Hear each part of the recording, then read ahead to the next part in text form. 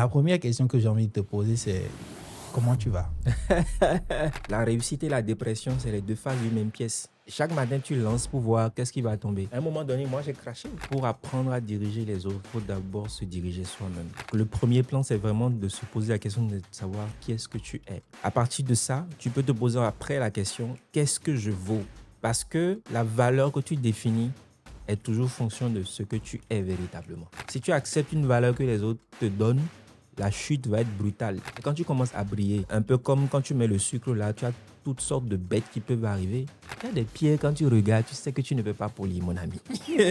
Donc, ou tu n'as pas envie de regarder les défauts de ces personnes-là en face, te dire, bon, avec le temps, ça a changé. Mais le temps ne change rien du tout. C'est l'action que tu fais dans le temps qui change les choses. Beaucoup de personnes disent que l'information, c'est le pouvoir, mais en réalité, non. L'humilité, parce que tu dois être détendu avec le fait que la finalité de quelque chose qui est monté haut, c'est de descendre.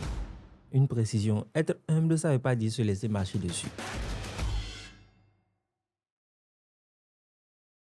Juste avant de commencer, j'ai un petit cadeau pour toi. Je sais que prendre des notes pendant qu'on suit un podcast, c'est souvent galère. Il faut mettre pause, noter, revenir, faire pause. Bref. Et si on est au volant ou qu'on a les mains occupées à autre chose, c'est carrément impossible. Alors, je l'ai fait pour toi. J'ai tout condensé. Les concepts clés, les citations marquantes, les ressources, les liens, tout ce qu'il faut retenir de cet épisode dans un seul document. Tu peux y accéder gratuitement via le lien en description. Voilà, maintenant installe-toi et profite de l'épisode. Allez, wake up champ. Bonjour, c'est Damien. Bonjour. Comment tu vas? Ça va bien. Ton prénom, je l'aime beaucoup. Je ne sais pas, c'est le seul prénom que tu as, c'est Damien. Non, j'en ai deux autres. J'ai le sentiment que tu le mets extrêmement en avant. Ouais, Pourquoi? beaucoup parce que je me faisais déjà appeler Arcadie. J'en ai trois des prénoms. Ok, Dans l'ordre, c'est Arcadie, Anastase, Sedami. Nous et Sedami, on connaît dire oui. c'est ça. Voilà, donc ça veut dire, si tu veux, béni des dieux. Ça avait un sens pour moi. Ouais, Et puis, c'est la suite de mon nom. Mon nom, c'est Agboton. ouais. C'est Agboton Sultan. Donc, Agboton, c'est le bélier. Et quand le bélier sort, les petits moutons se cachent. Sultan, en réalité, ça veut dire son temps. C'est la sortie de la lune. Donc, c'est la lumière. La lumière dans fait dissiper l'obscurité. Et donc, quand tu mets les trois ensemble, Agboton, Sultan, Sedami, ça fait sens. Donc, je suis parti sur ça. Non, moi j'aime beaucoup. Moi, ça me désole. Je ne sais pas comment porter plainte contre mes parents. Ils ne m'ont pas donné de prénom du tout de ce type-là. C'est Roland, je m'appelle. Point, c'est le seul prénom que j'ai. Je ne sais pas ce qui s'est passé chez eux. Mais oui, moi, j'adore beaucoup cette mise en avant aussi pour mes filles. Moi, soit c'est le type de prénom que je mets en avant pour elles et tout. Et déjà, je vais te laisser te présenter. Je suis Sedami Agboton. Je suis de formation ingénieur en sécurité des systèmes d'information. J'ai travaillé quelques années comme développeur web. Je suis autodidacte en développement web. J'ai commencé à développer les sites internet depuis la 4e, si tu veux. Après, j'ai travaillé comme administrateur des systèmes d'information. Et puis, j'ai eu une période vraiment de remise en cause où je n'étais plus épanoui dans le code, dans la technique. Et puis, j'ai toujours voulu être conférencier. Je suis de parents enseignants. J'allais au cours avec mes parents, donc j'aimais ça. Et puis, j'ai fait une certification avec la Maxwell pour devenir formateur en leadership, sachant que j'ai occupé des postes de responsabilité dans les organisations sociales. Et j'ai aimé le fait d'être sollicité tout le temps pour former les gens. Donc, j'ai choisi de faire le pas pour devenir conférencier dans le domaine du leadership, parce que c'est un sujet qui me parle vraiment beaucoup. Donc, aujourd'hui, je suis conférencier, auteur dans le domaine du leadership et de la communication. Pour petit rappel, c'est qu'actuellement, tu es à Abidjan. Je ne sais pas, ça. Abidjan te traite bien? Abidjan me malmène, mais je suis très bien reçu. Je rencontre des compatriotes béninois, mais aussi des Ivoiriens qui sont très, très adorables, qui me permettent de m'installer, de m'épanouir pleinement. Abidjan, c'est quelque part où j'ai toujours voulu venir depuis 1998. J'ai de la famille ici. J'ai toujours voulu rejoindre mon oncle. Je suis venu quelques fois. J'ai toujours eu le sentiment qu'il y avait quelque chose à faire pour moi ici. Donc, j'ai choisi aujourd'hui de venir et voilà, quoi. de regarder ce qui est possible de faire ici. C'est ça. Donc, je disais que en discutant dans la préparation de cette discussion, parce que pour moi, ça sera plus une discussion, on va un peu voyager dans l'esprit de l'un et de l'autre. C'est là où j'ai lu que tu étais développeur web, tu étais ingénieur IT. Ouais. Mais moi, la seule casquette ou bien le seul prisme sous lequel je te voyais quand on parle de CEDAMI, moi, c'est leadership. C'est ça. C'est la seule chose que je voyais. Ouais. Et quand tu m'as dit ça, je me suis dit, ah bon, ok. Et je vois un peu d'où ça vient. Mais la première question que moi j'ai envie de te poser, restons vraiment dans ce prisme de leadership-là, c'est est-ce que tu penses qu'il y a une chose que tu sais sur le leadership, sur son importance, sur ce que c'est, que tu penses que très peu de personnes savent ou que les gens ignorent sur le leadership? Oui, bien sûr, ça c'est une très belle question. C'est vrai que le leadership, c'est un sujet que beaucoup apportent. Mais en réalité, beaucoup de personnes ne mettent pas l'accent sur le fait que pour apprendre à diriger les autres, il faut d'abord se diriger soi-même. C'est-à-dire que tu as beaucoup de dirigeants, d'entrepreneurs qui sont convaincus, qui savent ce que c'est que le leadership, mais tu en as beaucoup qui ne savent pas comment être à l'heure, comment être rigoureux, comment communiquer avec les autres, comment se diriger soi-même, comment organiser sa vie personnelle, professionnelle, comment établir un plan de croissance, parce que véritablement, si tu n'es pas épanoui dans ce que j'appelle la roue de la vie, qui est composée de ton épanouissement personnel, ta famille, tes finances, ta santé, etc., tu n'as pas l'équilibre dans cette roue-là, tu ne peux pas diriger les autres. Beaucoup de personnes ne sont pas focus sur ça. Comment diriger une équipe, quels sont les process qu'il faut mettre en place pour déléguer, etc. Mais il faut d'abord que tu sois aligné par rapport à tes valeurs, par rapport à ton objectif de vie, parce que définitivement, je pense que nous sommes tous là pour une mission bien précise que le Créateur a mis sur chacun, a donné à chacun. Donc, il faut d'abord trouver cela, trouver sa voie, trouver son chemin, d'où mon livre « Retrouver son chemin », avant de pouvoir aider les autres à trouver leur chemin. À l'académie, sur le programme, là, on commence toujours par un module sur la croissance personnelle. On regarde les lois de la croissance. On permet aux gens de se connaître eux-mêmes, de définir leur image de soi, leur estime de soi. Comment ils vont avoir confiance en eux et ensuite comment ils se projettent sur 3, 4, 5 ans. Avant maintenant d'aborder la notion de leadership. Est-ce que tu n'as jamais entendu quelqu'un te dire c'est quand même un jeune, quoi. Pourquoi il me parle de leadership? Ça, c'est tous les jours. Hein. Oui. Depuis que j'ai commencé, tous les jours.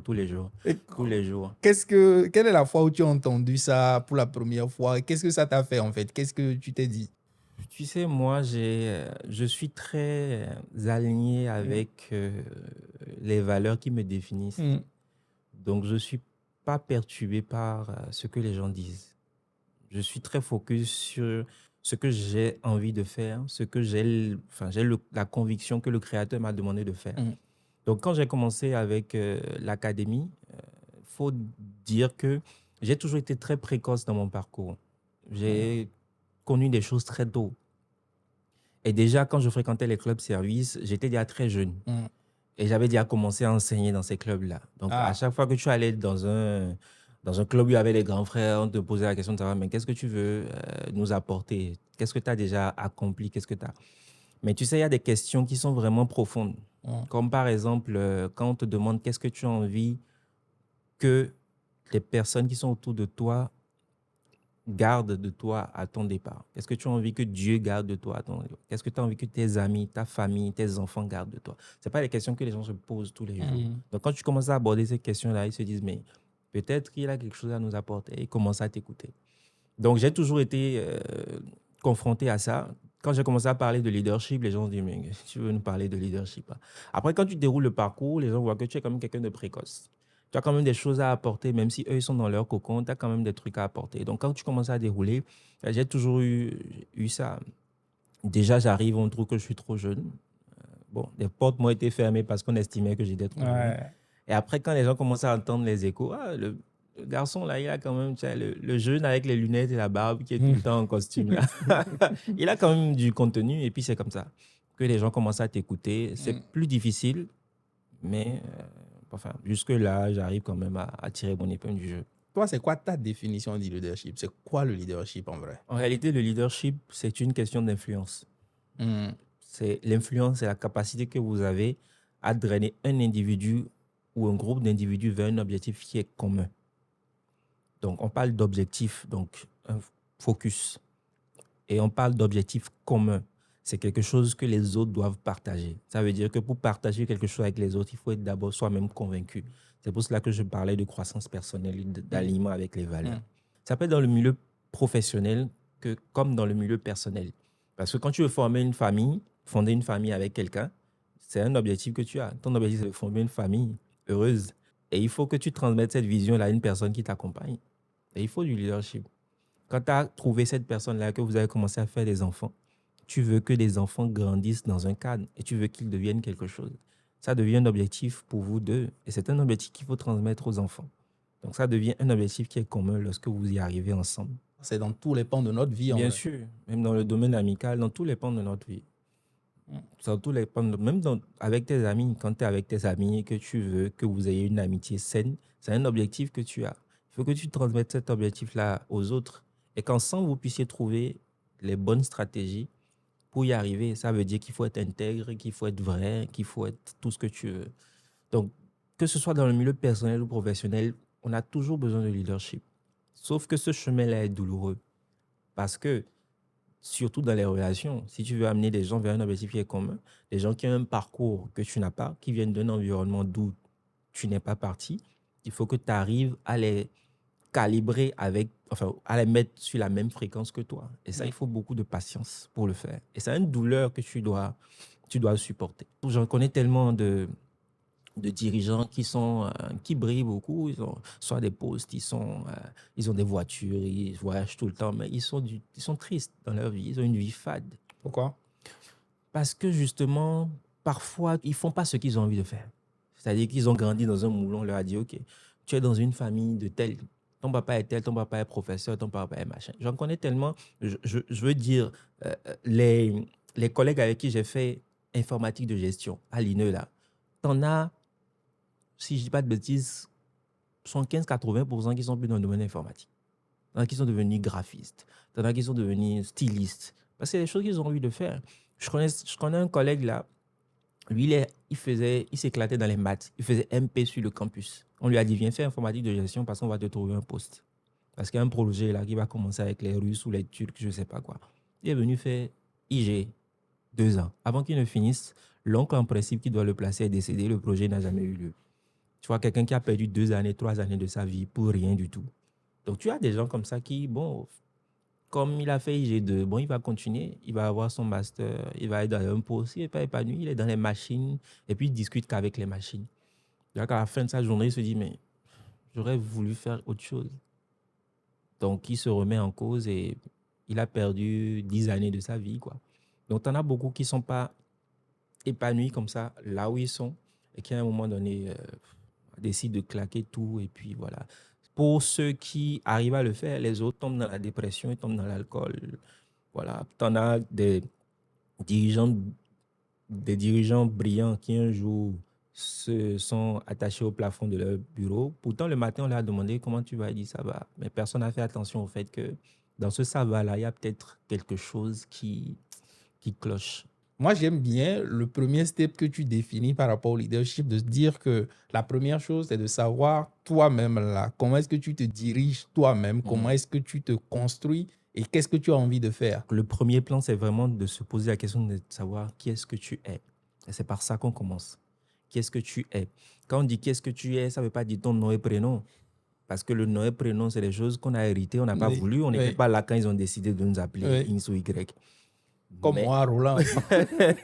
Tu vois, tu n'as pas décidé ça. Oui. Donc, qui tu es, c'est au-delà même de ton nom et de ton prénom. C'est l'histoire de ta famille. C'est l'histoire des personnes qui sont venues avant toi. C'est comment est-ce que ces personnes ont vécu. Parfois même comment ces personnes-là sont décédées. Parce qu'il y a des choses que tu hérites des personnes ascendantes sans l'avoir voulu. Il y a des maladies qui sont héréditaires. Tu as hérité de ton nom, mais personne ne t'a demandé ton avis avant de. Donc, parfois, il faut fouiller dans son passé et en fonction de ta foi, c'est de poser la question à ce à quoi tu crois pour savoir où est-ce que je vais. Donc, qui je suis, c'est mon histoire, c'est l'histoire de ma famille, c'est l'histoire de mon nom, c'est parfois ma date de naissance pour ceux qui croient à la numérologie. Ce sont les conditions de ma naissance. C'est la définition de mon nom. Je te disais tout à l'heure, Agboton, Sultan, Sedami, ça veut dire quelque chose de bien précis. Est-ce que tu es aligné avec ça? À partir de ça, rien que pour ça, dans la définition de l'identité de soi, certains choisissent un prénom. J'en connais qui se font appeler Blessing, mais Blessing, ce n'est pas sur leur acte de naissance. Tu vois ce que je veux dire? Donc, la première question, c'est qui est-ce que tu es?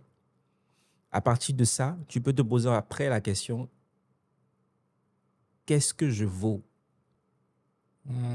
Parce que la valeur que tu définis est toujours fonction de ce que tu es véritablement. Si tu acceptes une valeur que les autres te donnent, la chute va être brutale. Parce que forcément, cette valeur-là n'est pas alignée à ton identité. C'est une fois que tu as fini de définir qu'est-ce que tu vaux, que tu peux te poser la question de savoir qu'est-ce que je peux faire.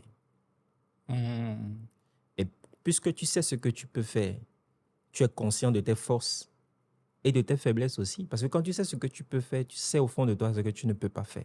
À ce moment-là, lorsqu'on te dit que tu ne peux pas faire quelque chose, ça ne te frustre pas. Et puisque tu as fait ces étapes-là, c'est que tu es dans une démarche de croissance continue. Et à toi de te poser la question de savoir comment je peux faire ce que je ne sais pas encore faire.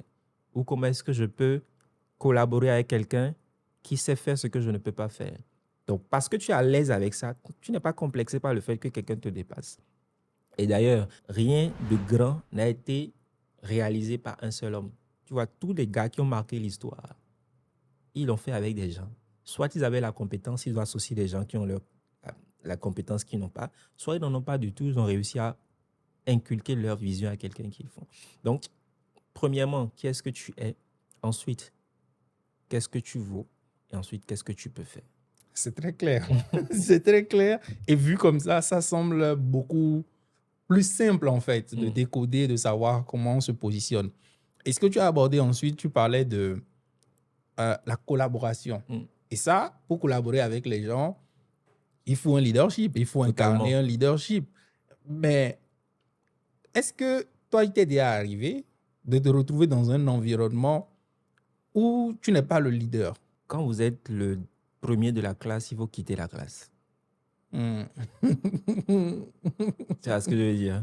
C'est-à-dire que quand tu es le dernier là, ta marge de progression, c'est-à-dire quand tu es au sol, l'espace entre le sol et le ciel, c'est énorme. Mais quand tu es déjà au ciel, où est-ce que tu peux aller? Tu vois ce que je veux dire? Donc, un plafond de verre. Tu peux rapidement arriver à ce plafond de verre-là. Donc, moi, je recherche toujours cet environnement-là où les gens me dépassent. Parce que ça me permet pas de faire une mauvaise comparaison, mais de m'évaluer par rapport au potentiel que je peux atteindre. Donc, oui, il est arrivé à des moments où j'étais dans des environnements, ce n'est pas moi de leader. Et moi, je suis très convaincu par le fait que les plus grands leaders ont d'abord été de bons servants ou des serviteurs, si tu veux. Barack Obama était sénateur pendant qu'il tenait la veste de Bill Clinton pour que ce dernier signe des autographes. Et quand tu regardes, tous les grands leaders ont d'abord été sous quelqu'un avant. Donc, quand tu te retrouves dans un environnement où ce n'est pas toi le leader, ce n'est pas toi qui portes la vision, c'est certainement parce que ton créateur t'a mis dans cette position-là pour que tu apprennes les choses. Il faut être éveillé pour capter ces leçons-là. Parce que tu ne vas pas rester là toute ta vie quand tu es quelqu'un de vision, que tu es convaincu de ta mission. Tu as un temps d'apprentissage et puis tu exploses après. Donc, quand je suis dans un environnement où je ne suis pas le leader, je regarde ce que le leader a envie de faire. Si c'est quelque chose qui est aligné à ma vision, je reste. Sinon, je pars. Ça a été comme ça toute ma vie. Déjà, quand j'étais en entreprise, on avait un patron qui avait une vision bien précise. C'est lui le leader, on le suit. J'étais dans des communautés, j'étais dans des clubs services. J'étais chargé de la formation. Il y avait quelqu'un qui était un dirigeant. C'est lui qui impulse la vision, donc je le suis. Donc, c'est quelque chose avec lequel je suis complètement détendu. On pense que la vision ou les objectifs sont immuables, c'est-à-dire on l'a gravé dans le marbre et puis ça ne doit pas changer. Donc, la vision peut exister et elle peut ne pas changer, mais toi, ton alignement avec cette vision-là peut changer. C'est aussi ça dans le processus de maturité ou d'amélioration qu'on peut avoir en tant qu'être. Donc, à ce moment-là, quand cette vision-là change, quand toi, tu n'es plus en alignement, qu'est-ce que tu fais? Tu pars. C'est simple de le dire. Oui, c'est simple. Parce qu'en fait, il faut savoir que les gens arrivent dans notre vie pour des saisons. Il faut être détendu avec ça. Les saisons peuvent durer 1 mois, 5 ans, parfois même 10.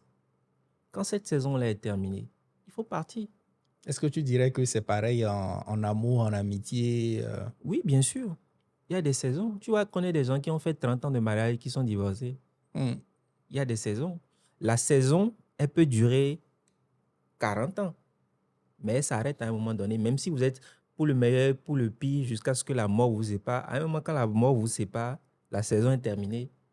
Donc, les gens sont toujours dans notre vie pour une saison bien précise. La preuve, quand vous êtes en couple et que la vision change, vous vous séparez. Quand tu es avec un employeur, que la vision change, vous vous séparez.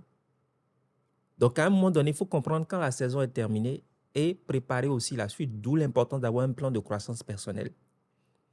Et quand tu as un plan de croissance personnelle, quand la vision s'achève, tu es détendu parce que tu as quelque chose de prévu pour l'année suivante. Donc, pour moi, c'est ça. Si la vision change, il faut partir. Si tu n'es pas quelque part où tu n'es pas aligné avec ce que les gens font, il faut partir. Maintenant, compromettre ses valeurs et supporter un environnement avec lequel on n'est pas aligné, c'est aussi un choix. Comme on dit, la vie est un choix. Il faut assumer son choix. Il faut assumer son choix. Il faut payer la facture à la fin. Et la facture, parfois, elle est salée. La facture, elle n'est peut-être pas payée en numéraire, mais elle est payée en dépression, en tout ce que tu veux. Voilà. Donc, pour moi, c'est ça. Si tu n'es pas aligné avec une, il faut partir. Comment pas? Comment pas? Parce que une des choses dont on doit limite se marier ou voilà, ne pas se détacher du tout, c'est aussi au-delà de ce que, comme on le dit grossièrement, on s'en fout de ce que les autres pensent de nous. Comme je le dis, c'est grossier, hein, parce que tout le monde se soucie de ce que les autres pensent de lui. Totalement. Donc, ça fait venir la notion de réputation. Comment est-ce qu'on s'est détaché? Comment est-ce qu'on est parti? Comment est-ce qu'on a amorcé ça? Comment est-ce qu'on fait en sorte que, au-delà de cette rupture-là, il n'y ait pas de l'animosité? Ouais.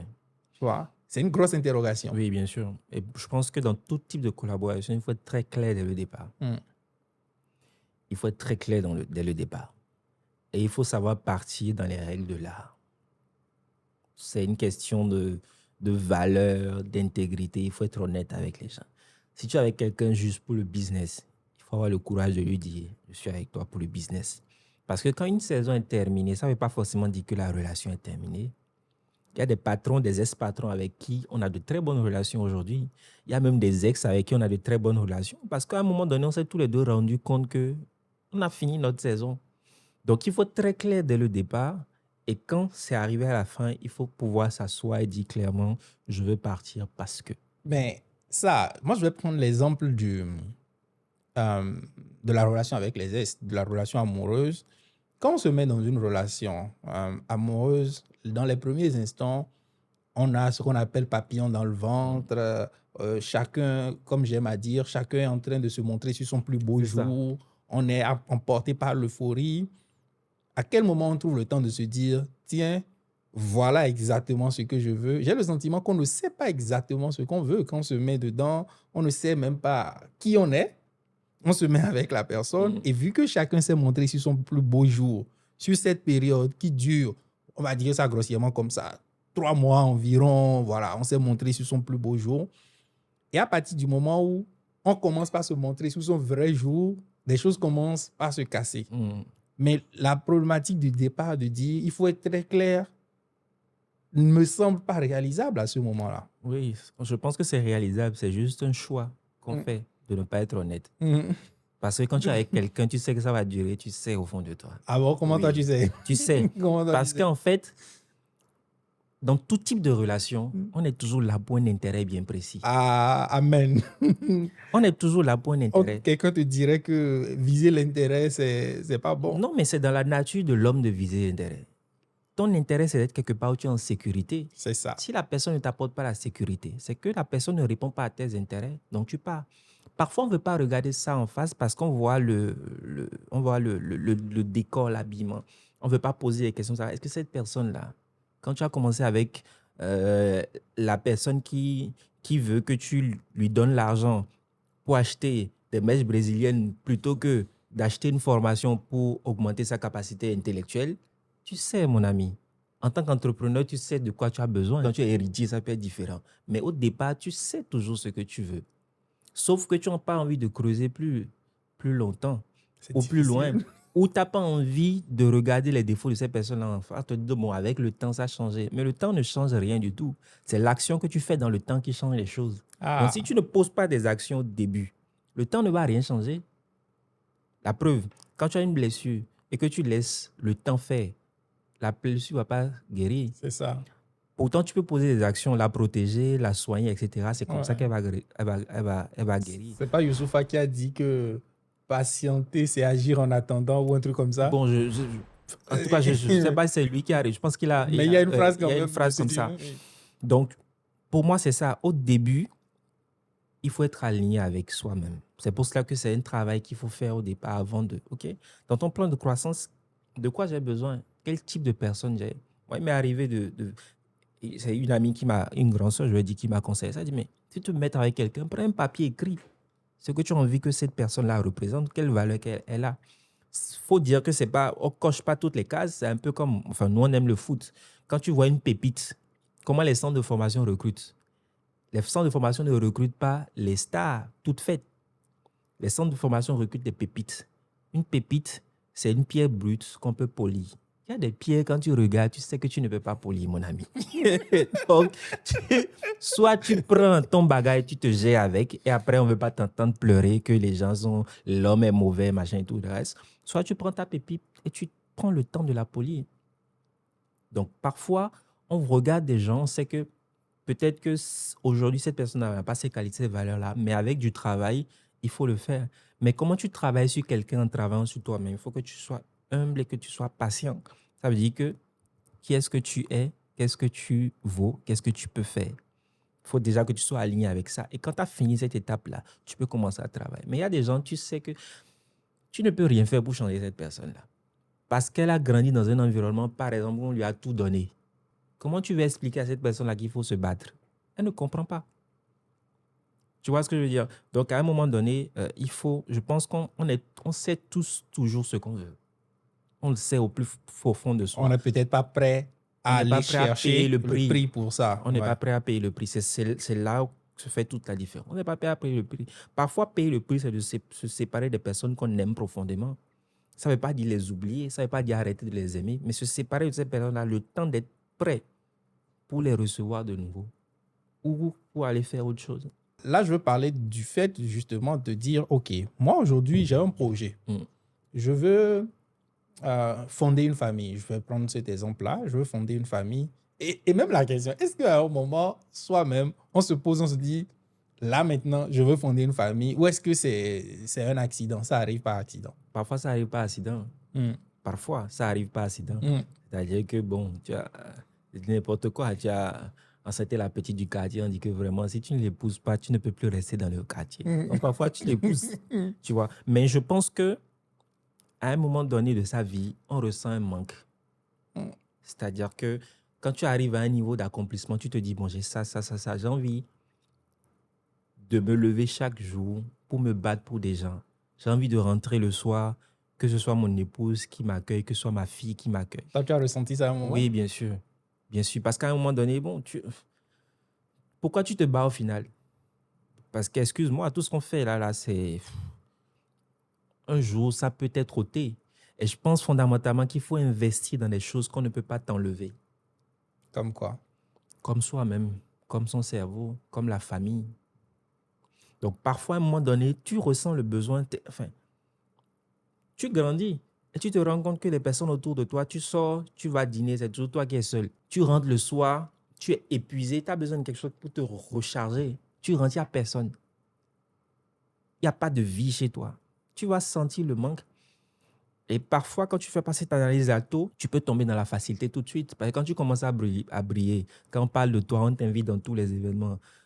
Un peu comme quand tu mets le sucre là, tu as toutes sortes de bêtes qui peuvent arriver. Donc, tu peux rapidement accepter n'importe quoi rentrer dans ta vie. Alors que quand tu prends vraiment le temps d'être aligné avec tes valeurs et de savoir toutes les personnes qui vont entrer dans ma vie doivent respecter au moins ces critères-là. Ça ne veut pas dire qu'il faut être perfectionniste parce que, bon, tu ne peux pas avoir quelqu'un 100% avoir tout ce que tu as. Parfois, elle a une partie et tu sais que, bon, c'est quelque chose avec lequel je peux dealer. Même La si notion ça de n'arrive, pépite dont tu parlais. voilà. Même si ça n'arrive pas, je peux quand même dealer avec. Mm. Donc, tu acceptes en te disant, bon, je peux travailler à ce que même si ça n'arrive pas, je peux dealer avec. Donc, cette personne-là arrive, tu l'acceptes. Donc, je pense qu'à un moment, en tout cas, moi, je l'ai ressenti. À un moment donné, j'avais Qu'est-ce envie que de... tu as fait? Dose les secrets. On va en parler en caméra. Bon, j'ai essayé quand même. Non, je pense qu'à un moment donné, c'est Ouais. important. Ouais. On ne te prend même pas au sérieux parfois même. Il y a des potes, on ne t'ouvre pas quand tu n'es pas père de famille. Mm. Pour beaucoup de gens ignorent. Il y a des choses qu'on ne te confie pas parce qu'on sait que tu n'as pas de responsabilité. Il y a des choses qu'on ne te confie pas parce que tu n'as pas de famille. Tu touches un point sensible avec ça que tu révèles en disant que vivre avec quelqu'un, travailler à se dire je polis cette personne et je me laisse aussi polir, il y a des difficultés, mais on gère, on a un objectif commun, on travaille tous les jours pour cet objectif-là, doit révéler tellement de choses sur une personne qui est capable et tellement de choses sur une personne qui n'est pas capable. C'est ça. Mais le problème, c'est qu'on est dans une génération, et je me mets dans le lot, où à la moindre difficulté, moi, je prends la poudre d'escampette, en fait. C'est plus simple de reprendre à zéro. Mais on se retrouve à reprendre à zéro encore et encore, parce que on n'a toujours pas accepté qu'il y a un prix à payer pour obtenir le résultat qu'on veut. Et à chaque fois que le prix semble être lourd à payer, moi, je me dégonfle. Hein. Ouais, c'est ça. Ouais, on est dans une génération comme ça. Mais je pense que fondamentalement, il faut apprendre à travailler sur soi. Quand tu as fini de polir ta pierre, c'est plus simple. Quand tu as travaillé ta capacité à être humble, ta capacité à être patient, ta capacité à être résilient, c'est plus simple de travailler sur quelqu'un d'autre. Mais si toi-même, tu es quelqu'un qui n'est pas endurant, quand tu discutes avec toutes les personnes qui ont eu du résultat, il y a des carrefours par lesquels elles sont passées. Donc, hier encore, je discutais avec un grand frère. Quand tu es dans un processus qui est douloureux, c'est que tu es sur le bon chemin. Donc, fuir la douleur, c'est... Enfin, je ne connais pas quelqu'un qui a réussi véritablement, qui ait bâti des choses sur du roc, qui ne soit pas passé par la douleur. Donc, même en se mettant avec les gens, parfois, ça peut être douloureux. Oui, mais ce que j'ai envie de te demander, ou la réflexion que j'ai envie qu'on mène, c'est à quel moment tu te rends compte que ça, c'est une douleur qui peut m'emmener à un résultat, ou que c'est une douleur où il y a une analogie parfaite par rapport à ça. Je ne sais pas si tu dois connaître cette image. Quelqu'un qui est en train de creuser dans la roche pour un trésor et qui, au dernier moment, a abandonné, alors qu'il était très proche, on va dire, tu vois l'image. Donc, on dit, il a abandonné alors qu'il était trop proche. Il y a une autre image en face de ça qui montre quelqu'un qui n'abandonne pas, mais à la dernière pioche, il allait tomber sur un monstre. Donc, en vrai, j'aime à dire qu'il y a une différence entre endurance et entêtement. Oui. À quel moment tu te dis, oui, le roc sur lequel je suis là où je fais preuve d'endurance, mais là, par contre, je fais preuve d'entêtement. Alors, il y a deux choses qu'il faut prendre en compte, selon moi. Il y a ce qu'on appelle la loi du cercle rapproché, donc les personnes autour de toi. Comme je t'ai dit, moi, je suis toujours dans un cercle où j'ai des personnes autour de moi qui ont réalisé plus de choses que moi. Des personnes de confiance qui n'ont aucun intérêt à te caresser dans le sens du poil et qui n'ont aucun intérêt à te descendre. La deuxième chose, c'est la foi. Quand c'est dur, pouvoir repartir dans le lieu secret et dire « Seigneur, qu'est-ce que tu attends de moi? Est-ce que je suis sur le bon chemin? Parle-moi. » Tu vois, c'est la foi. Bon, pour ceux qui n'ont pas la foi, bon, j'ai pas de secret pour eux. Parce que tu as le premier, en tout cas, le premier au moins. Le premier au moins, c'est la loi du cercle rapproché. Moi, comme je t'ai dit, tout ce que je veux entreprendre, je vais d'abord prendre conseil auprès de quelqu'un qui a déjà réalisé ça. Que ce soit dans les affaires, que ce soit dans les relations, que ce soit dans... Cette nuit encore, je réfléchissais à quelque chose. J'ai un de mes grands frères que je connais depuis très longtemps. auprès de qui je prends des leçons de vie, c'est quelqu'un qui a une sagesse incroyable, tu vois. Sur le plan du business aussi, j'ai quelqu'un que tu connais certainement. Les meilleures stratégies business, c'est lui qui me les a données, tu vois. Donc, à chaque fois, quand je suis face à un mur, je pose des questions à ces gens-là. Et puis, je regarde. Et quand je prends les réponses, je me recalibre moi-même avec ce que j'ai envie de faire, où est-ce que j'ai envie d'aller. Et puis, je prie par rapport à ça. Seigneur, est-ce que je fais la bonne chose? Préserve-moi. Sinon, si ça ne fonctionne pas, voilà. Donc, pour moi, c'est vraiment les deux clés et ça nécessite beaucoup de temps. Ça nécessite d'être à l'écoute des choses, des éléments autour de soi, des circonstances. Voilà. Et je pense que c'est ce qui m'a préservé, moi, jusque-là. D'un côté, et je suis entièrement d'accord avec ce que tu dis sur les deux aspects quand même, mais quand je prends le premier aspect, je n'ai pas le sentiment que le succès ou l'accomplissement soit le fruit d'un raisonnement mathématique. Il y a une part qui échappe à toute logique possible. Totalement. Et à partir de ce moment-là, comment quelqu'un qui est arrivé en ne maîtrisant pas tous les contours de comment est-ce qu'elle est arrivée à ce niveau-là, je dis n'importe quoi, j'ai lancé une entreprise en plein Covid ou j'ai lancé une entreprise avant Covid et dès que Covid est arrivé, ça a fait propulser mon entreprise. Ou à contrario, Covid est arrivé, ça a fait chuter mon entreprise. De ces deux personnes, le Covid ou la Covid, chacun choisit, étant un phénomène qui est venu, qui est totalement hors de notre contrôle, où un nouveau président est revenu, il a pris un décret, ou quelque chose s'est passé qui a fait propulser ou qui a fait fléchir mon business. À partir de ce moment, comment est-ce que cette personne peut m'apporter des réponses dans un contexte où moi, je ne suis plus dans ce même contexte-là, parce qu'elle peut, tu vois, elle peut me donner des conseils qui vont m'emmener droit dans le mur. Totalement. Alors, ça, c'est une belle question que tu poses. Il faut faire attention quand on va vers des gens, on va vers des mentors. J'aime souvent dire que le mentorat, ce n'est pas du babysitting. Quand on va vers les gens, ce n'est pas pour que ces gens-là te trouvent une réponse toute faite. C'est l'erreur que beaucoup de personnes font. L'idée, c'est d'aller prendre des informations de personnes qui sont à un niveau de réflexion plus élevé que toi. Et de pouvoir traiter cette information en fonction de toi-même, ton vécu et de ta foi. Beaucoup de personnes disent que l'information, c'est le pouvoir, mais en réalité, non. C'est l'information traitée qui est le pouvoir. Ça veut dire que tu dois prendre en fonction. C'est pour ça qu'il faut lire. Il faut investir dans la lecture, dans ton intellect. Tu prends les informations de tous ceux qui sont mentors, etc. Tu prends les informations, tu as glané un peu dans des sources qui sont reconnues. Tu prends tes informations que toi-même tu as pu avoir de ton vécu. Tu superposes avec ta foi et puis tu en tires les conclusions. Beaucoup ne veulent pas faire ce travail-là de recherche d'informations. Ils veulent arriver, c'est pour ça qu'on va consulter, je ne sais pas moi, on va faire des visions pour espérer avoir, mais personne ne te donnera jamais l'image complète de ta vie. C'est un travail. Comme on fait les études, comme on fait l'étude de cas en terminale, comme on fait les études de fonction, on prend les informations, on tire une conclusion et à partir de ça, on fonctionne.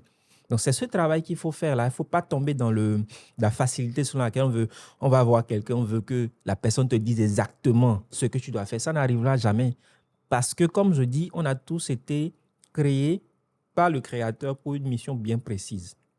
Il peut y avoir des informations, des expériences qui se ressemblent, mais on ne va jamais vivre les expériences de la même façon. On ne va certainement pas en tirer les mêmes leçons. Mais il y a des choses qui se ressemblent, il y a des études qui se ressemblent, il y a des parcours qui se ressemblent. C'est de puiser de cela.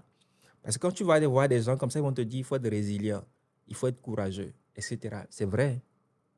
Mais la façon de faire preuve de courage peut être différente d'une personne à une autre. Donc pour moi, c'est aller vers ces gens-là, prendre les informations et soi-même faire un travail à la fin de la journée pour en tirer quelque chose qui peut nous aider. Ça m'a ramené à une conviction que j'ai. C'est que peu importe qui tu as en face de toi, peu importe qui te dit quoi, peu importe la lecture que tu fais, le podcast que tu écoutes, la vidéo que tu écoutes, à la fin, le travail même, c'est le travail où tu fais montre d'esprit critique. C'est ça. Tu ne lis pas un livre pour être d'accord avec l'auteur. Totalement. C'est pourquoi moi, quand je lis, et c'est un autre grand frère et un aîné qui m'a donné cette technique-là, quand moi je lis Et je ne prête pas mes livres aussi pour cette raison-là. Non, je ne prête pas. Ah bon, on est au moins deux. Quand moi je lis, je prends un livre, j'ai différents marqueurs. Il y a les choses avec lesquelles je suis d'accord avec l'auteur. D'accord? Parce que ça renforce mes convictions, ça renforce d'autres choses que j'ai lues, je les surligne d'une certaine couleur. Il y a les choses pour lesquelles je ne suis pas d'accord. Peut-être que ça ne renforce pas ma conviction, peut-être que j'ai besoin de creuser plus le sujet, donc je peux revenir dessus et qu'on sort. Il y a les choses qui sont des informations, qui sont factuelles et qu'on sort, donc ça, c'est pas... Mais l'auteur, il est en train... Il te raconte une information selon son prisme à lui, avec un certain cadrage. Et quand on cadre une information, ce qui est à l'envers du cadre, ce n'est pas visible. C'est à toi de faire le travail pour aller te dire, OK, ce n'est pas parce que je vois deux mecs assis que je me dis que ces deux mecs-là sont seulement ce qu'il y a dans la pièce où ils sont en train de tourner. Il y a sans doute quelqu'un derrière la caméra, il y a ceci. C'est à chacun de faire ce travail-là. Et j'adore, je ne sais pas comment je peux l'utiliser comme titre de la vidéo, j'adore ce que tu as dit.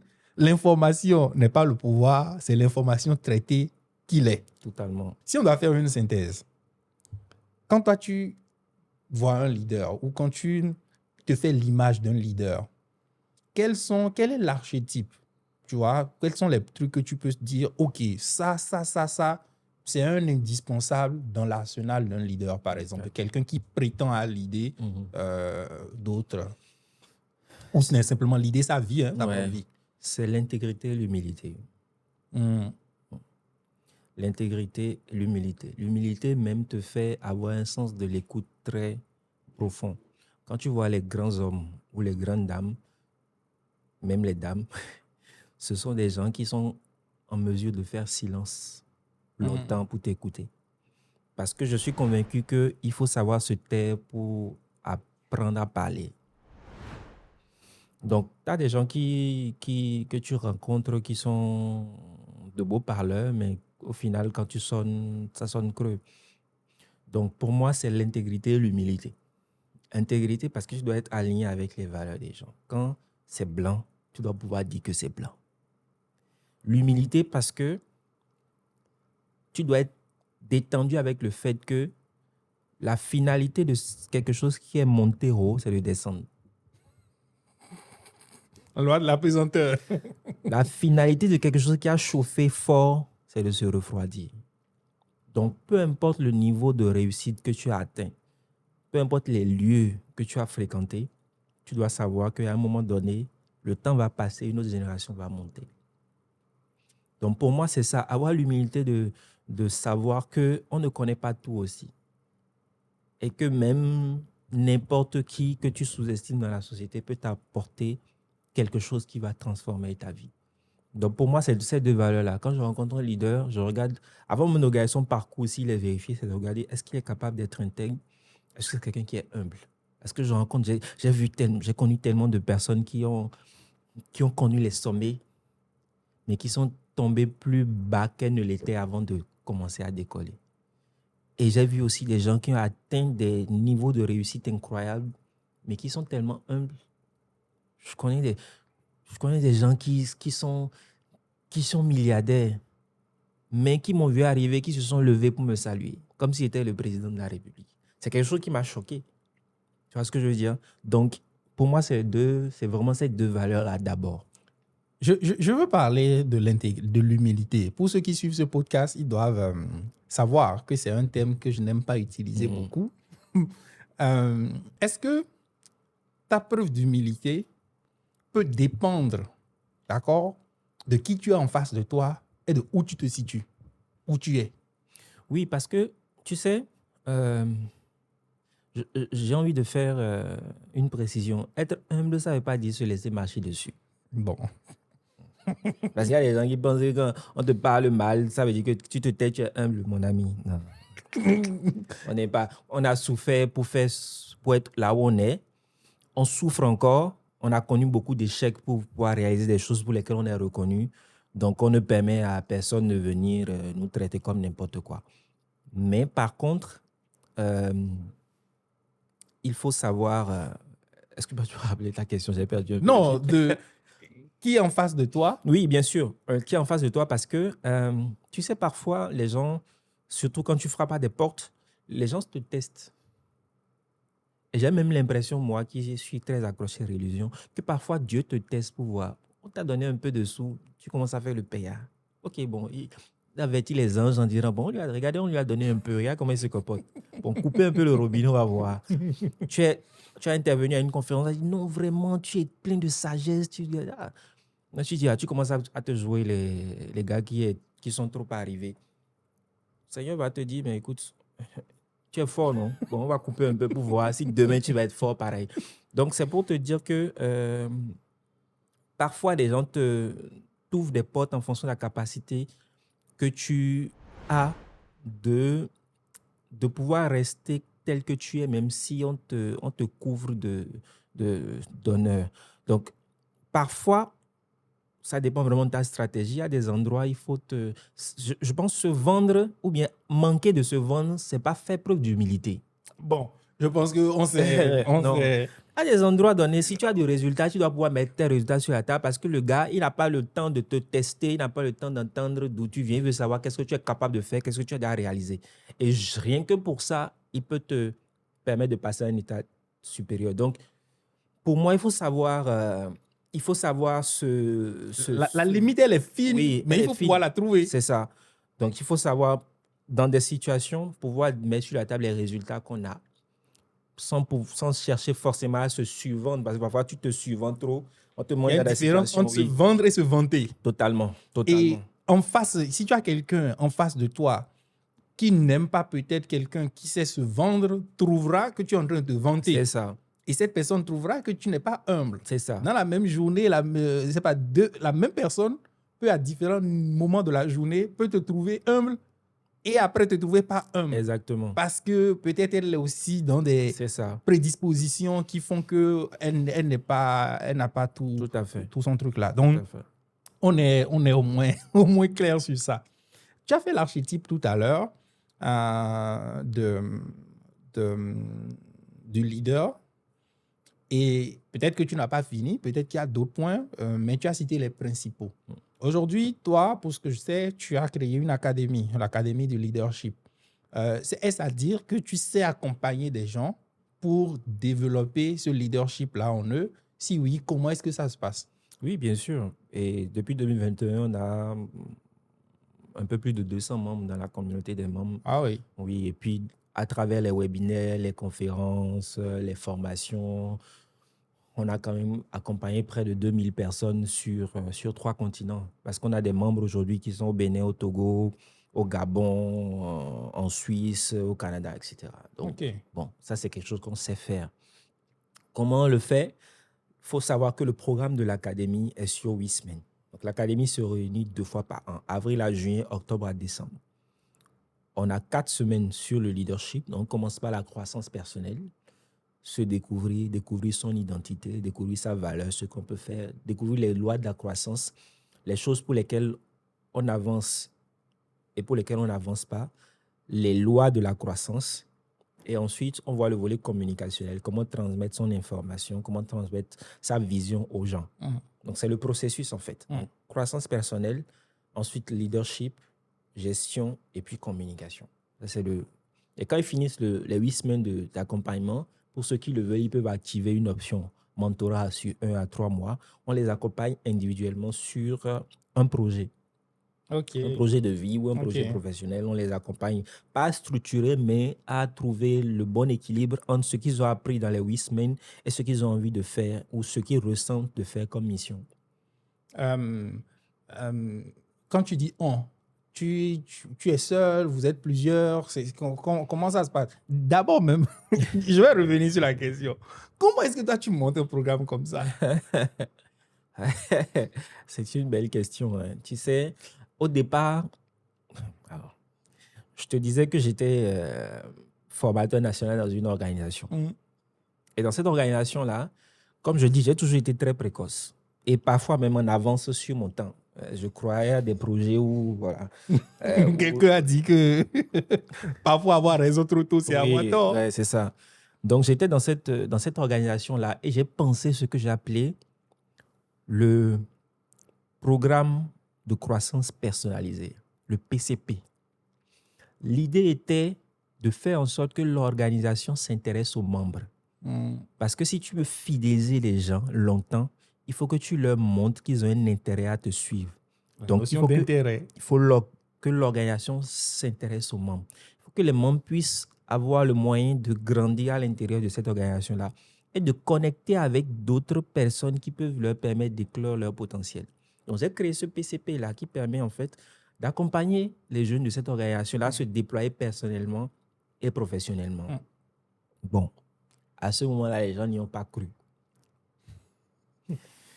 Donc, moi, j'ai mûri l'idée. Et quand je me suis senti prêt pour lancer l'académie, j'ai lancé l'académie. L'idée, c'était de créer un regroupement de personnes qui peuvent échanger de l'information entre elles et qui peuvent grandir ensemble, sans avoir la contrainte de participer à des réunions, de payer des cotisations mensuelles. Donc, c'est comme ça que l'académie, l'idée a germé. Au départ, j'ai appelé ça le mastermind du leadership. Mais mastermind, bon, les gens ne comprennent pas vraiment ce que c'est. Bon, on lit dans les livres de... C'est joli, mais... C'est joli, mais c'est pas... pas parleur, oui. Après, j'ai pensé à école du leadership. Bon, école, ça fait un peu jeune, les gens, les professionnels. Pour la cible, j'avais envie que ce soit j'avais envie de parler aux dirigeants. Donc, école, ça fait encore un peu jeune. Donc, académie, parce que mon père me disait, les académiciens de notre époque, c'était les gens qui étaient vraiment trop calés. Donc, j'ai dit, OK, académie, leadership, ça sonne bien. Donc, je me suis fait accompagner par un directeur artistique qui a créé l'identité visuelle et tout. On a lancé. J'ai fait une conférence de lancement en 2021 en plein Covid. Oui. À Zalaï, 150 personnes, un mercredi soir. Bon, il fallait être fou pour oser se parler à ce moment-là. J'ai fait une conférence de lancement, 25 ou 30 personnes inscrites. L'académie est partie comme ça. Donc, l'académie a grandi, a mûri, essaie de s'adapter, d'évoluer. On a changé le modèle aujourd'hui. C'était 8 modules, aujourd'hui c'est 8 masterclass. On continue. Donc, c'est comme ça. Je voulais créer un environnement où les dirigeants se retrouvent, grandissent ensemble, partagent de l'information, peuvent s'aider. Se challenger, voilà. S'émuler. C'est ça. Donc, c'est comme ça que l'académie est partie. Et ensuite, je voulais que ce soit un endroit où on peut se rencontrer des patrons ou des personnes qui ont accompli des choses qu'on peut vérifier. On a réussi ce pari-là en 3 années. Tu as eu des dirigeants d'organisations qui sont arrivés, tu as eu des députés, des ministres. Enfin, tu as eu des bonnes personnes, des bons orateurs qui sont arrivés à l'académie depuis le temps. Donc, ça permet aux membres aussi de côtoyer des personnes qui n'auraient pas pu côtoyer s'ils étaient seuls. Donc, c'est un pari qu'on a pu tenir quand même. Et puis voilà, l'académie continue de faire ça. Comment on rejoint l'académie? L'académie, il y a des liens qui sont disponibles. Il faut aller sur le site www.adl.network où il faut contacter sur WhatsApp plus 229 01 69 37 79 45.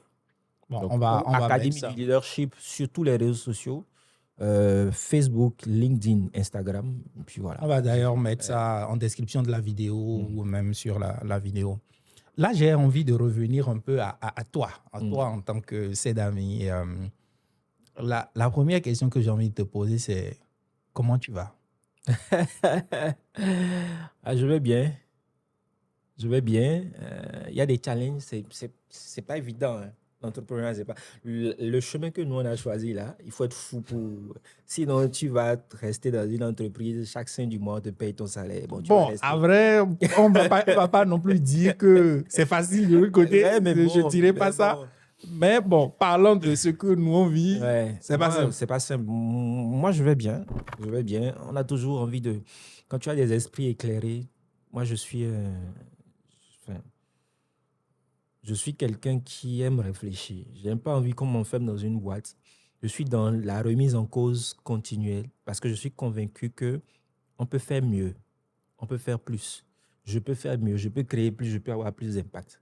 Donc ça, c'est un chemin que tu choisis, un chemin qui est très douloureux. Même si tu as du résultat, tu vas bien, mais tu vas bien, mais tu vas pas bien, quoi. Tu as des challenges. À la fin du mois, tu vas payer des gens. Tu as 10, 15, 20 personnes qui sont en train de faire le chapelet sur toi, qui lisent la sourate sous ton nom, qui ont pris ton nom, qui sont allés mettre ça sous Dankoli avec de l'huile rouge. Tu as des gens qui sont en train de crier ton nom tous les jours. Comment tu vas te sentir bien? Tu ne peux pas te sentir bien. Tu vois? Donc, tu as cette contrainte-là. Tu as des gens, Parce qu'avec l'académie, on impacte des vies. J'ai eu à parler avec des gens qui sont pères de famille depuis longtemps, qui m'appellent à minuit, 1h du matin parce qu'ils ont un problème avec leur femme que tu dois régler. Mais Ou toi, tu es qui pour régler son problème? tu vois, tu as des dirigeants qui te disent « Mon petit, j'ai pensé à telle chose, qu'est-ce que tu en penses ?» Tu es surpris même que ce soit ces gens-là qui t'appellent. Pourtant, tu les vois en costume sur des panels à la télé, machin et tout. Donc, tu as ça aussi que tu dois gérer. Même si tu vas bien, tu as des gens, des vies qui dépendent de toi. Donc, tu peux pas être zen tout le temps. Mais comment tu prends soin de toi? Il faut trouver le moyen de se recharger. Comment toi tu fais? Alors, moi, pour l'instant, ce sont mes nièces. Quand moi, je vois mes nièces, je suis très content. Et puis, j'ai la chance aussi d'avoir des personnes qui sont proches de moi, avec qui je peux être vulnérable. Parfois, il faut déposer son manteau de coach tout-puissant pour parler, pour se décharger. Sinon, tu en as jusque-là et puis ça impacte ton business, ça impacte ta santé, ça impacte des relations avec des gens. À un moment donné, moi, j'ai craché. Je te dis, j'ai craché, j'ai disparu un moment, les gens n'ont pas compris. Bon, après, l'équipe gérait, les gens publiaient sur les réseaux sociaux, mais j'étais sur un lit d'hôpital. En début d'année encore, j'étais sur un lit d'hôpital en train de prier pour que demain, je vois le soleil se lever. Tu vois ce que je veux dire? Donc, quand tu es dans cette position-là, j'ai envie de dire que la réussite et la dépression, c'est les deux faces d'une même pièce. Chaque matin, tu lances pour voir qu'est-ce qui va tomber. Donc, c'est ça. Tu es tout le temps dans des challenges, dans des choses que tu maîtrises, que tu ne maîtrises pas, peut-être un peu plus. Les choses que tu ne maîtrises pas, tu dois gérer. Et c'est difficile, c'est très difficile. C'est des choses qu'on ne dit pas sur la place publique, mais c'est un chemin qui est difficile. Et puis, tu peux être combattu aussi par des aînés parce que c'est des gens à qui tu viens grappiller. Là. Qui veut partager son gâteau avec toi? Personne ne veut partager son gâteau avec toi. Donc, parfois, tu es boycotté. Parfois, tu es obligé de faire avec. Donc, c'est très difficile. Et c'est difficile pour tout le monde parce qu'en réalité, on voit les gens sur les réseaux sociaux parler de chiffres, machin, mais en fait, on a tous les mêmes problèmes. Que ce soit toi ou Bill Gates, tant que tu es entrepreneur, tu as le même problème. Il y a des gens qui attendent que tu payes son salaire. Il y a des gens qui dépendent de toi. Vous avez les mêmes problèmes d'argent, de financement, même si ce n'est pas au même niveau. J'aime souvent dire que c'est comme au collège. Celui qui est en quatrième, il a des problèmes de maths. Celui qui est en terminale, il a des problèmes de maths. Les deux ont des problèmes de maths, mais ce n'est pas des problèmes de même niveau. Mais ce sont des problèmes de maths. Donc, on a tous les mêmes problèmes. Même dans notre vie, ça se voit. Hein? Ouais. C'est-à-dire, quand tu évolues, il y a peut-être 10 ans, je vais dire ça comme ça, on avait des problèmes de 100 000 francs. Quoi. C'est ça. Et on estimait que, franchement, où est-ce qu'on va trouver 100 000 francs? Où est-ce que je vais trouver 100 000 francs? C'est ça. Mais aujourd'hui, peut-être que tu as des problèmes de dizaines de millions. Bien sûr. Et demain, tu auras des problèmes de centaines de millions. Comme ça. Et c'est pour ça que je dis que quand tu ressens la douleur, c'est que tu es sur le bon chemin. J'étais un grand frère hier qui a perdu 100 millions il y a 2 ans. Et pendant qu'il se plaignait avec son comptable, celui qui était à côté a perdu 500 millions. Donc, c'est le jeu qui est comme ça. Donc, c'est ça, on fait avec. Est-ce que dans ton parcours, quand tu regardes en arrière, tu analyses, j'ai le sentiment que tu es quelqu'un de très analytique, de très observateur. Est-ce que tu te rends compte d'une, 2 ou 3 choses que tu as pu faire, actions, que tu as pu mener, conscientes ou inconscientes, qui se révèlent aujourd'hui être très importantes dans qui tu deviens ou qui tu es en train de devenir? C'est vraiment l'académie. Parce que ce que je dis souvent aux membres, c'est que souvent ils me contactent et pensent que je les aide, mais en fait, c'est eux qui m'aident à devenir meilleur. Donc, comme on dit, je pense en Côte d'Ivoire, c'est faire qui aiguise faire. Donc, moi, je les aide. Mais comme je te dis, il y a des gens qui sont plus en avance que moi qui sollicitent mes conseils. Mais en me confrontant à des problèmes que je n'ai pas encore, ils me permettent de me préparer à ces problèmes-là pour demain. Donc pour moi, c'est vraiment ça. L'impact qu'on a avec l'académie, c'est au-delà de ce que j'aurais pensé. Parce qu'on impacte des vies. J'ai des gens qui témoignent encore aujourd'hui. J'ai des gens qui ont explosé juste en faisant l'académie pendant 8 semaines, avec qui j'ai discuté pendant 3, 4, 5 heures, qui sont aujourd'hui sur orbite, tu vois. Donc, c'est vraiment ce sentiment-là d'accomplissement quand je me couche le soir, je dis merci Seigneur parce que tu m'as permis d'accomplir ça.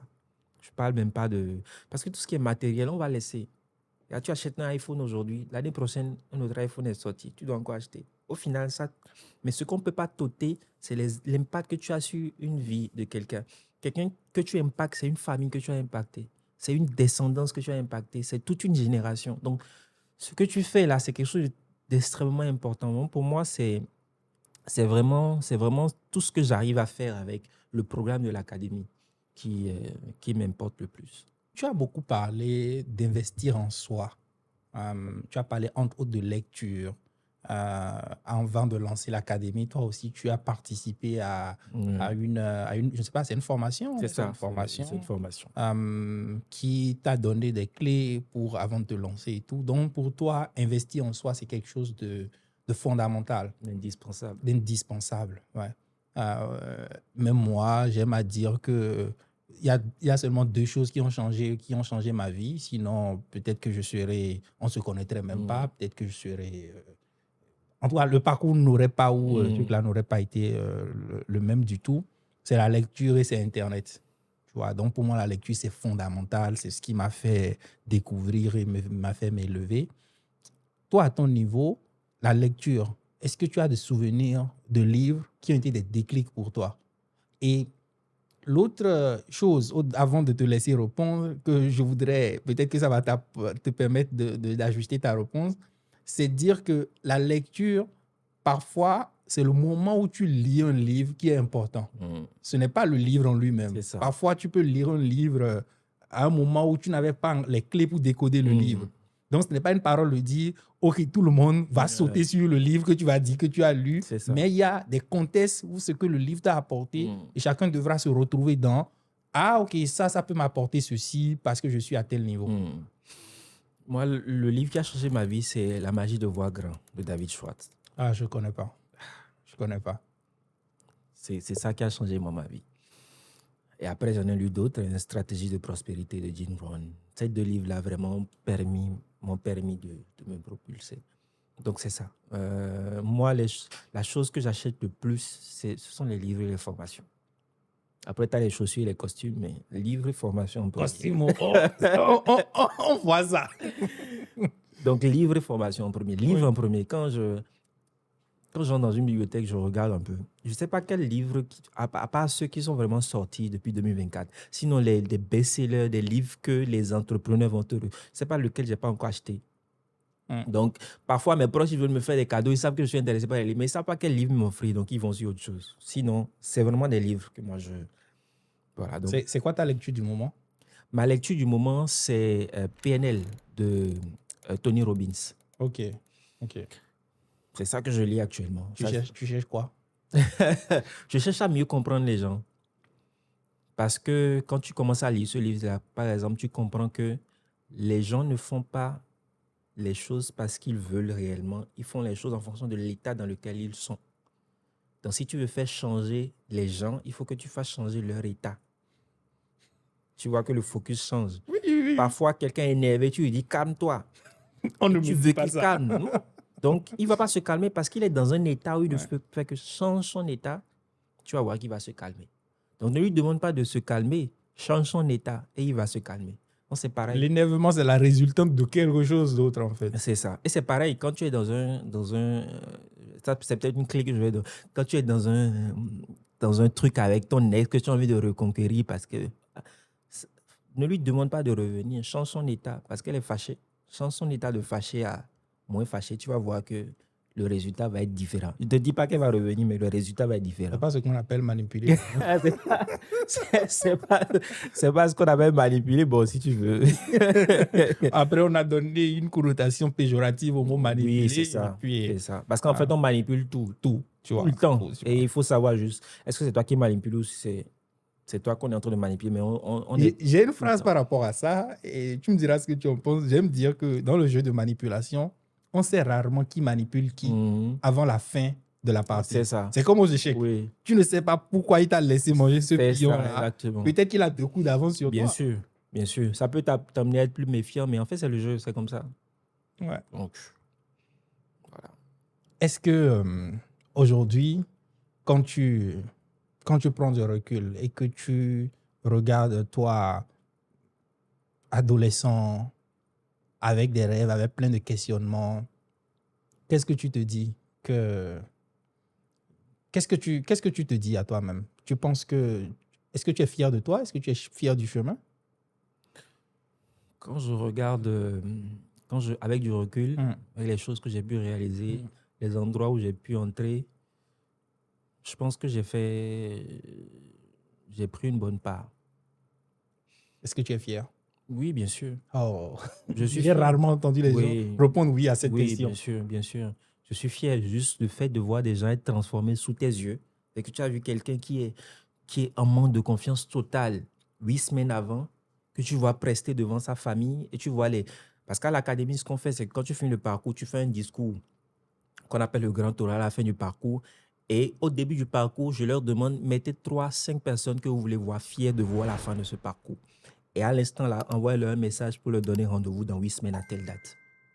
Et à cette date-là, ces gens arrivent et tu vois des gens transformés qui parlent devant ces gens. Et à la fin, je m'arrange que ce soit ces gens qui leur remettent le certificat de fin de formation. Donc, rien n'est fait au hasard. Donc, à la fin, tu vois des gens qui sont transformés au-delà même de tes attentes. C'est une fierté. Tu vois quelqu'un qui est en manque de confiance, quelqu'un qui est saturé dans son boulot, quelqu'un qui est en dépression, quelqu'un qui n'a pas de bonne relation avec sa famille, avec son père, avec sa femme. À la fin, ça s'arrange. Tu ne vas pas être fier. Tu es fier que pour ça. Après, il y a une marge de progression. Il y a des choses qu'on a envie de faire. On a envie de toucher plus de monde. On a envie d'avoir plus d'impact. Donc, c'est ça qui nous permet de... Mais quand tu fais ça, c'est de l'énergie que tu déploies. Il faut que tu te recharges. C'est pour ça que c'est important d'avoir un cercle rapproché.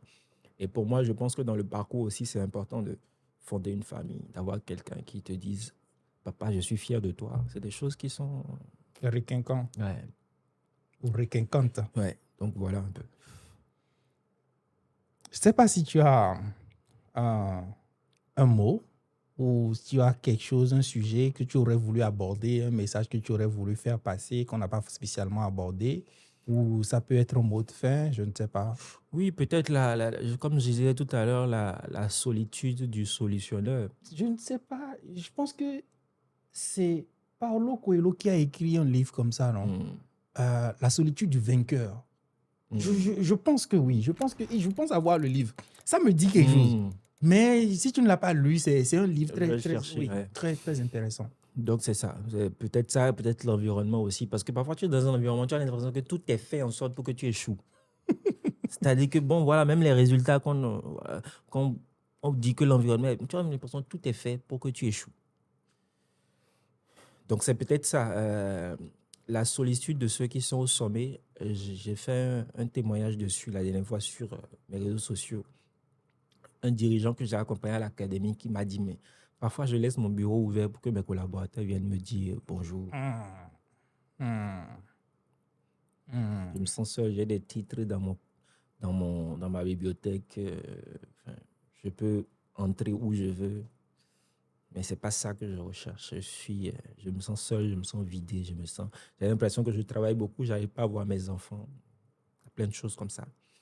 Et je pense qu'en tant que leader, il faut avoir un moment donné où tu peux déposer ton manteau et être vraiment vulnérable. Aider les gens, laisser les gens t'aider. Parce que quand tu es toujours en mode, c'est toi qui aides, c'est toi, quand on a un problème, c'est toi qu'on appelle. Tu ne sais plus demander de l'aide. Parfois, tu as besoin d'aide, les gens ne savent pas. Dans le milieu de la famille, quand il y a un problème de famille, c'est toi qui donnes l'argent. On se demande plus, est-ce que toi, réellement, tu as de l'argent?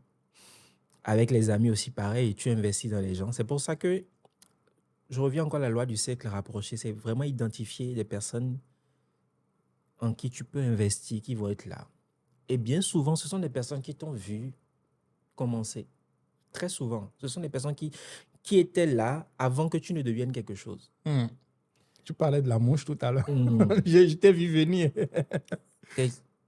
Pour moi, ce sont vraiment ces gens-là. Ce sont des personnes à un moment donné parce que tu as du résultat, on t'invite dans tous les événements, tu sors, on t'appelle monsieur tel, tu as des cadeaux, machin et tout. À un moment, tu penses que tu es arrivé. Tu ne portes plus les mêmes vêtements 2 fois. Parce que justement, tu ne portes pas les mêmes vêtements 2 fois, on a l'impression que tu es arrivé. tu manges plus aux mêmes endroits, tu vas quelque part, tu n'as pas soif, mais tu prends le champagne alors que tu peux prendre ton eau minérale. Et après, tu commences à avoir la grosse tête et tu t'enfermes dans une boucle où toi-même, tu ne te rends pas compte que tu te fais du mal. Il faut avoir des personnes autour de toi qui sont capables de te dire, mon ami, tu n'es pas encore arrivé. On redescend sur terre. Ça te permet d'avoir ces personnes-là qui peuvent te supporter quand tu commences à descendre. Ça, c'est quelque chose qui est très important. Donc, il faut avoir des personnes auprès de qui tu peux... Ça ne veut pas dire aller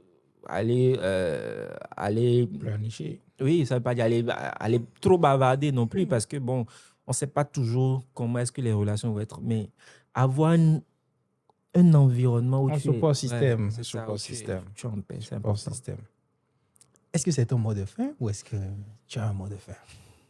En tout cas, moi, j'ai pris un énorme plaisir à discuter avec toi. Comme je te l'ai dit, c'est un échange vraiment où on discute, tu vois, c'est pas scripté, c'est une discussion fluide. J'espère que les gens le ressentiront ici et pourront tirer de la valeur. Et je t'en remercie beaucoup. Je te remercie d'être prêté au jeu. Malgré ton agenda, tu es venu pour quelque chose. On n'avait pas programmé ça et puis on arrive à le faire. Donc, si tu as un mot de fin, je serais heureux de l'entendre. Non, mon mot de fin, ce serait investissez en vous. Devenez la personne que vous êtes destiné à être. Et une fois que vous aurez atteint les plus hauts sommets de la réussite, emmenez d'autres personnes avec vous pour en faire des leaders de demain. C'est la chose la plus importante à faire. Merci. C'est moi qui merci, c'est permis. Merci beaucoup. Merci aussi à ceux qui nous ont suivis. Je vous donne rendez-vous dans un prochain épisode. Allez, wake up, champ.